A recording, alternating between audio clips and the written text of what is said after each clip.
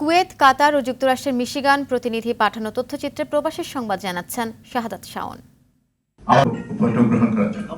কাতারে Gulf Bangladesh business অ্যাসোসিয়েশনের সাথে মতবিনিময় সভা করেছেন সংসদ সদস্য বেনজির আহমেদ এমপি, এবাদুল করিম এমপি ও ব্যবসায়ী ডক্টর কামরুল আহসান।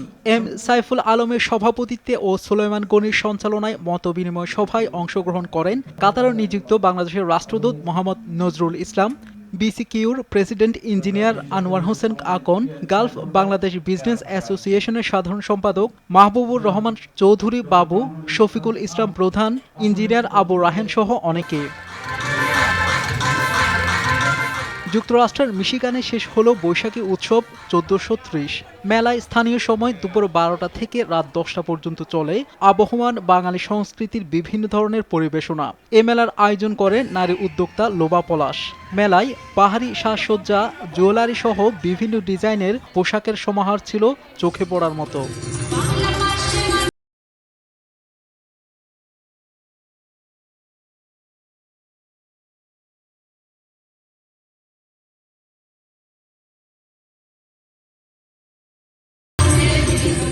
কুয়েতে বাংলাদেশ ফুটবল অ্যাসোসিয়েশন ও বাংলাদেশ দূতাবাসের পৃষ্ঠপোষকতায় বঙ্গবন্ধু বিজয় দিবস ফুটবল টুর্নামেন্টের ফাইনাল খেলা অনুষ্ঠিত হয়েছে। খেলায় আবাহনী ক্লাব ৩-১ গোলে বাংলার আলো স্পোর্টিং ক্লাবকে পরাজিত করে শিরোপা লাভ করে।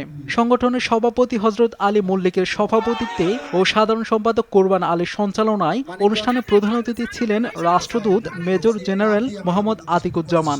বিশেষ অতিথি ছিলেন ব্রিগেডিয়ার জেনারেল মোহাম্মদ হাসানুজ্জামান, দূতালয় নিয়াজ মুর্শেদ ও Biman Bangladesh airlines country manager HM Abu Bakar Siddique. আপনারা এখন সারিবদ্ধভাবে শাহাদাত শাওন, RTV।